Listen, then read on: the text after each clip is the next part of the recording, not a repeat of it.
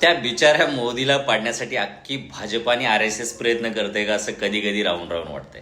कारण राहुल गांधीची एकदा सदस्यत्व रद्द करून ह्या लोकांनी सगळ्यात मोठा धोंडा पाडून घेतला होता की तो नेता जनतेमध्ये मिक्स झाला आणि जनतेने एवढं डोक्यावर घेतलं की तुम्ही एवढं चोराचोरी करून एवढं मॅन्युप्युलेशन करून सुद्धा तो व्यक्ती 100 पर्यंत येऊन टेकला. जर ह्या वेळेस तुम्ही चुकून सदस्यत्व रद्द केलात तर ते 200-300च्या खाली तर अजिबात थांबणार नाही. मग ह्या सगळ्या गोष्टीहून एक गोष्ट तर समजून येते की मोदीला पाडण्यासाठी भाजपचे लोक आता सध्या प्रयत्न करत आहेत. तुम्ही थोडं पाठीमागे जाऊन बघा, तुम्हाला समजून येईल.